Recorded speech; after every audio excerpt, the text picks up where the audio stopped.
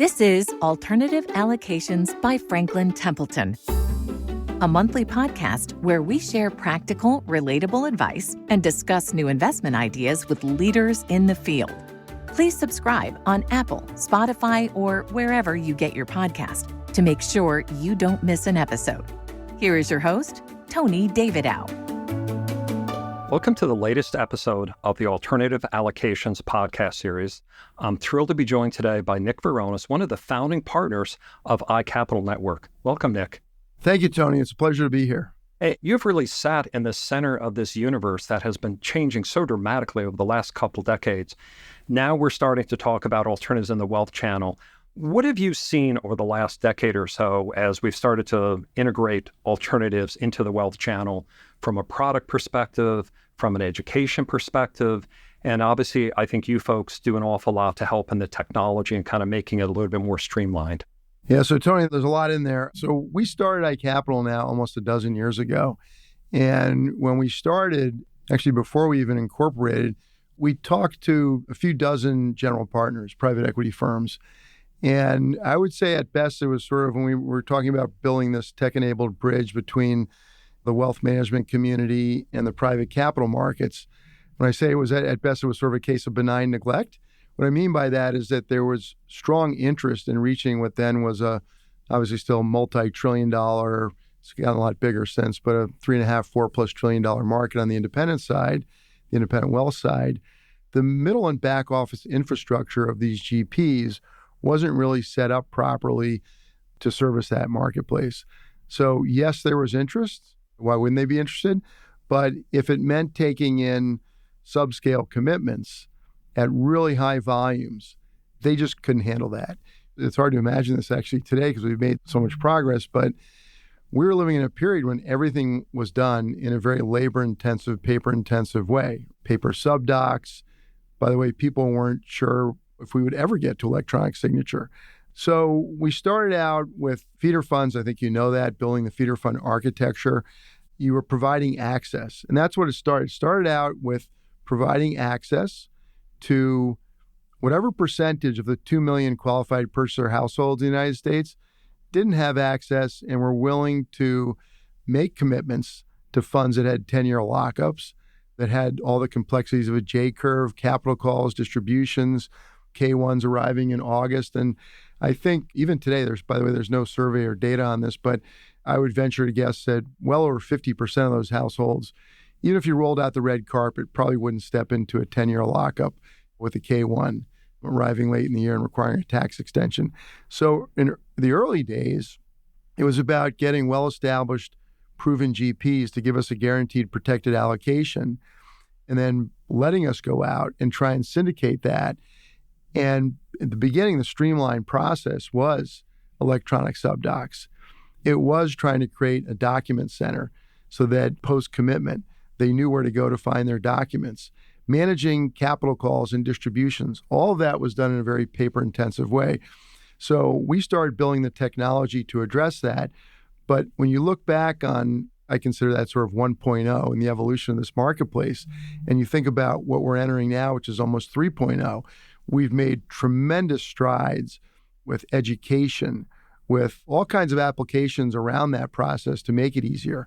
And there's still a long way to go. I think we're just, in the first couple innings of this. Yeah, I'll go back. I remember in my old Morgan days how paper intensive it was, and we didn't have the plumbing and the wiring. And for guys like you and I who kind of lived through this, we've come a long way, but we still have advisors who are newer to the space and think it's more complicated than a mutual fund. I think one of the real inflection points for our industry was the launch of these registered funds, and primarily interval and tender offer funds, something you and I have talked about a lot over the years.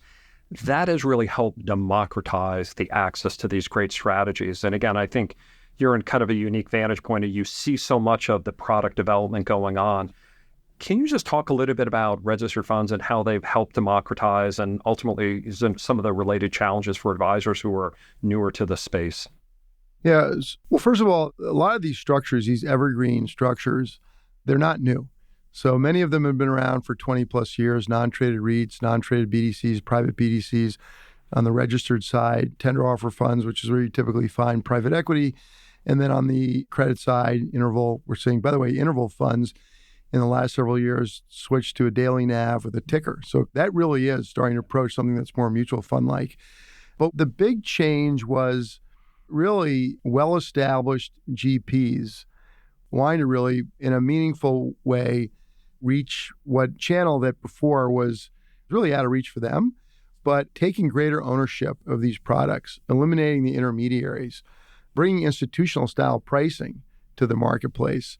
And by the way, they're doing that because they want to deliver strong results.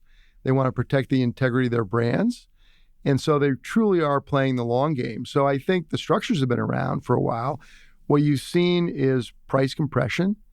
You've seen the very early part of this evergreen marketplace, which was sort of maybe the late 2000s, early 2010 period. That was not a particularly good phase, particularly for the investors. There were very high load fees. The liquidity constraints weren't always properly communicated to the marketplace. You had a lot of managers that were, to me at least, sort of unknown managers. You didn't have these major players stepping in. And so I think what's happened today, fast forward, it's not just that major players have adopted these structures, they've innovated around it, and they've made them more efficient. They've made them more fee and expense efficient. So we've seen really just phenomenal change, and it's accelerating. But going from feeder funds, which was really for iCapital early on, we built our business around feeder funds. And we've just seen this incredible shift in the marketplace in the last 4 or 5 years. And early on, it was driven by just the search for yield, right? Advisors were desperate for yield.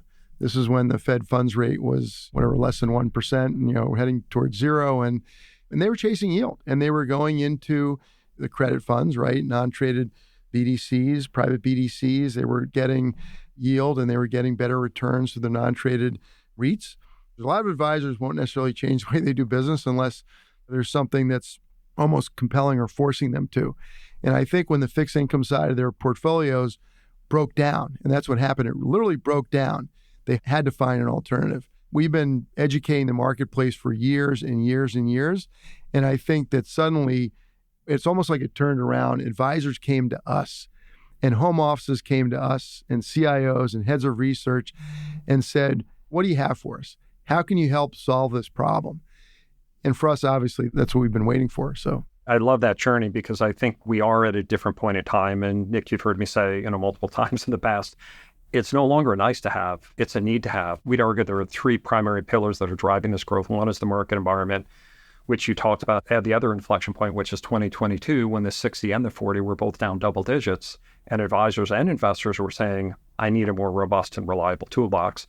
You're exactly right on the products. We think the products, even though they've been here, they've certainly evolved to meet the needs of high net worth investors and those below the accredited investor standard. But as you point out, none of this would work unless you had access to those institutional quality managers. And again, that's to me the most exciting thing about the time and place that we are now is you're having all these great managers bringing great products, which is a win for the advisor and the client and the overall industry. I did want to touch on education, something that you and I have both passionate about, and that is that I think advisors recognize they need to be on that journey. And advisors are either in the journey that they're just recognizing they're getting started, or they're allocating a little and they're trying to figure out how to do it in a more meaningful way for their practice. And then, of course, you've got power users who are using alts in a very big way. But because there are different stages of their journey, how are you helping to educate them, and what role does education play in ultimately making this a more lasting experience? Education plays a critical role. And Tony, you know that because you worked very closely with iCapital in building out our online program, Alts Edge. So we created a program that has 10 modules. Each module earns an advisor CE credit. But that's just one element of it, right? It's almost like when you go through those 10, you get a driver's license, sort of like hey, now you can go freely talk to all your clients about this. And obviously I'm joking when I say driver's license, but what it does is it equips the advisor with basic fundamental knowledge so that they understand the products that, first of all, they have to not only understand it, they have to appreciate the benefits of it, how it can enhance returns, how it can diversify portfolios. And then there's product-specific education, where you're actually providing the information around a specific fund, a specific manager.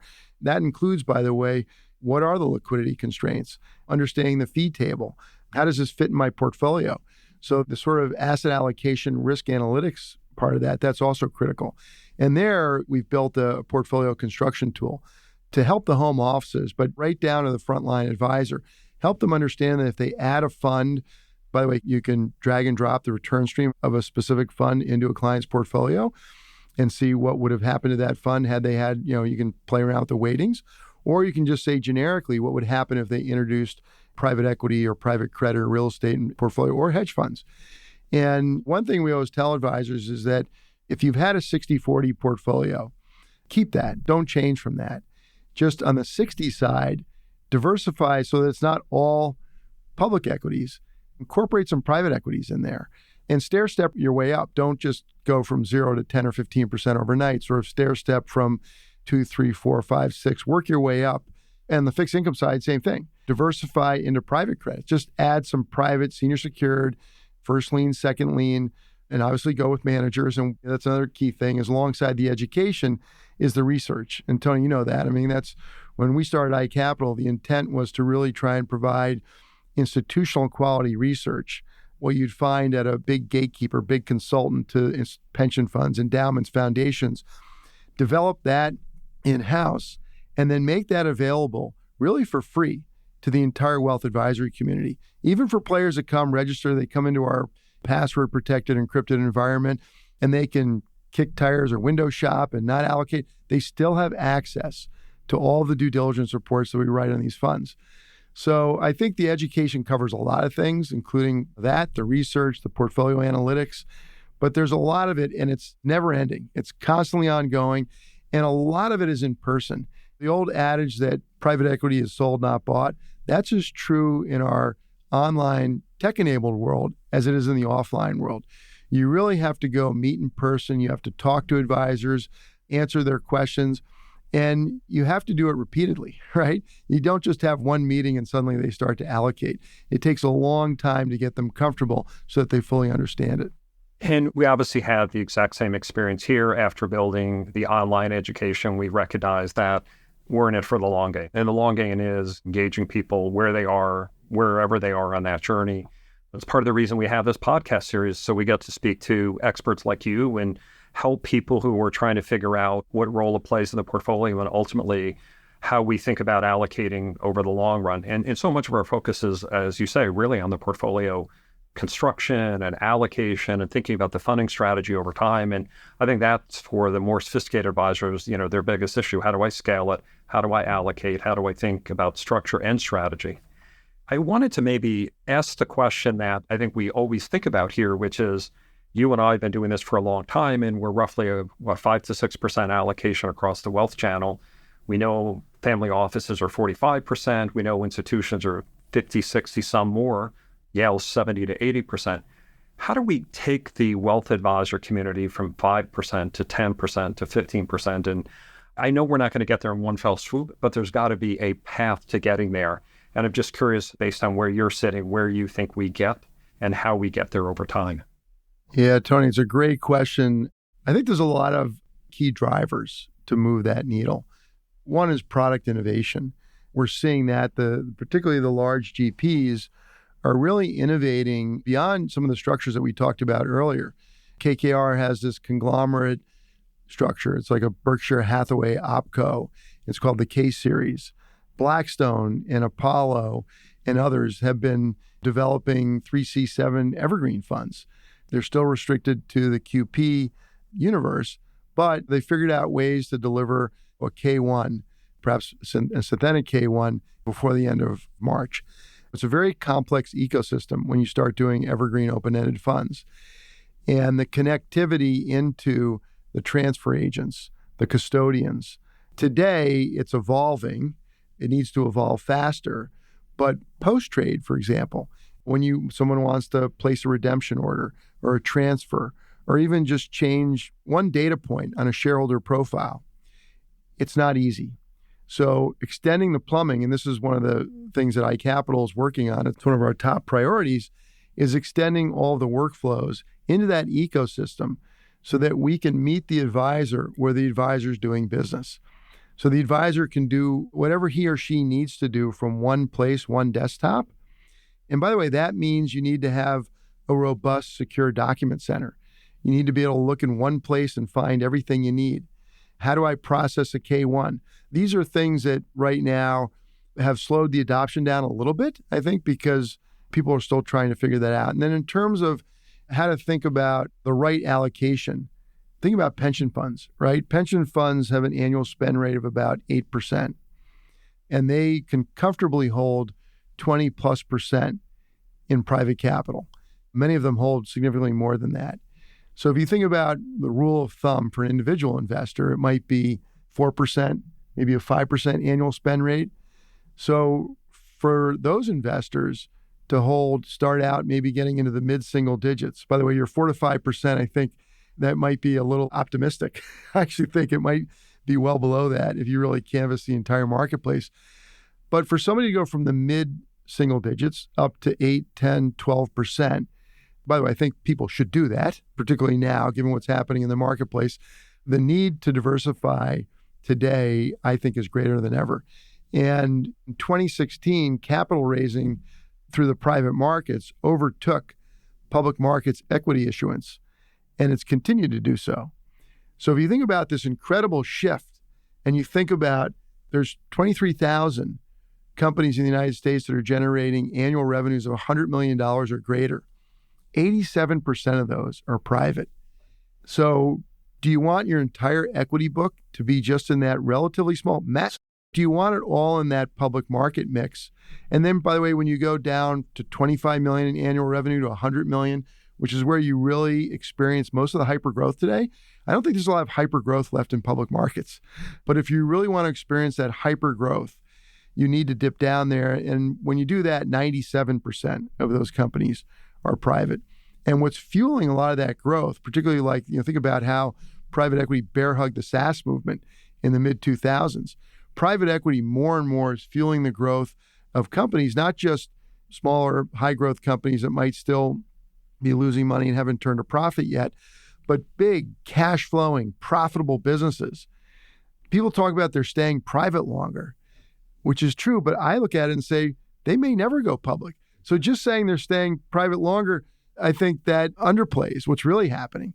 What's happening is they never need to go public. And I think a lot of them don't want to go public. They don't want to get into that cycle of having to worry about next quarter's earnings and not being able to truly pursue, day in and day out, a 3 to 5 year strategic plan. And I think that's very hard to do when you're public. And the difference today from 20, 25 years ago is there's an abundance of private capital so that those companies don't have to go public. And I think that's what we're seeing. Even when the IPO market opened up and was on fire in 2021, we saw a record number of IPOs, over 1,000 IPOs. Many of those companies were losing money. And many of those, sort of the unicorns were all queued up to go out during that period. And they went out at tremendous valuations. Sometimes I think we were living through the biggest asset bubble in the history of mankind in 21. But I don't think that was a great period for companies that went public. I think a lot of them, I don't know the percentage, but I think 40+% are trading well below their IPO price, a significant percent, probably 50% below that. Valuations have obviously reset. But if you want to find growth and you want to find opportunity and you want to diversify your portfolio, I think increasingly you really need to start looking at the private capital markets. We agree 100% with everything you said. And one of the things that was interesting is I had a podcast with Jenny Johnson, our CEO, when we talked about the difference between a public company and a private company.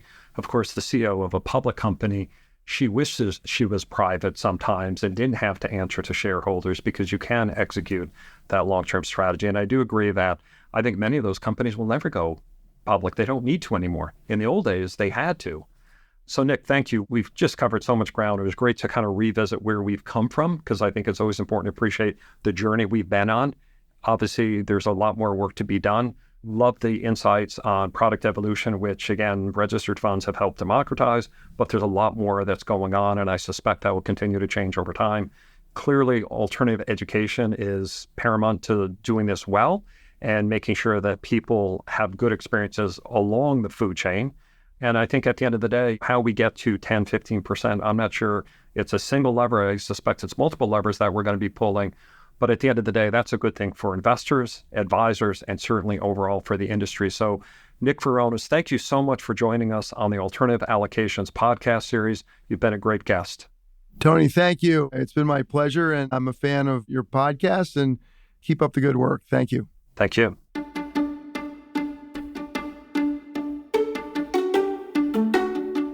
Thanks for listening to Alternative Allocations by Franklin Templeton. For more information, please go to alternativeallocationspodcast.com. That's alternativeallocationspodcast.com. And don't forget to subscribe wherever you get your podcasts. This material reflects the analysis and opinions of the speakers as of the date of this podcast and may differ from the opinion of portfolio managers, investment teams, or platforms at Franklin Templeton. It is intended to be of general interest only and should not be construed as individual investment advice or a recommendation or solicitation to buy, sell, or hold any security or to adopt any investment strategy. It does not constitute legal or tax advice. The views expressed are those of the speakers, and the comments, opinions, and analyses are rendered as of the date of this podcast and may change without notice.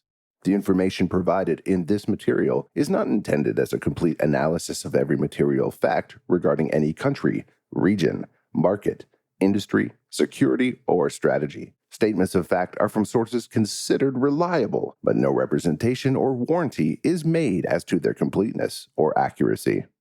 All investments involve risks, including possible loss of principal. The value of investments can go down as well as up, and investors may not get back the full amount invested. Please see episode-specific disclosures for important risk information regarding content covered in the specific episode. Data from third-party sources may have been used in the preparation of this material, and Franklin Templeton, FT, has not independently verified, validated, or audited such data. FT accepts no liability whatsoever for any loss arising from use of this information, and reliance upon the comments, opinions, and analyses in the material is at the sole discretion of the user. Products, services, and information may not be available in all jurisdictions and are offered outside the U.S. by other FT affiliates and/or their distributors, as local laws and regulation permits. Please consult your own financial professional for further information on availability of products and services in your jurisdiction. Issued in the U.S. by Franklin Distributors, LLC, member FINRA SIPC, the principal distributor of Franklin Templeton's U.S. registered products, which are available only in jurisdictions where an offer or solicitation of such products is permitted under applicable laws and regulation, issued by Franklin Templeton outside of the U.S. Please visit www.franklinresources.com to be directed to your local Franklin Templeton website. Copyright Franklin Templeton, all rights reserved.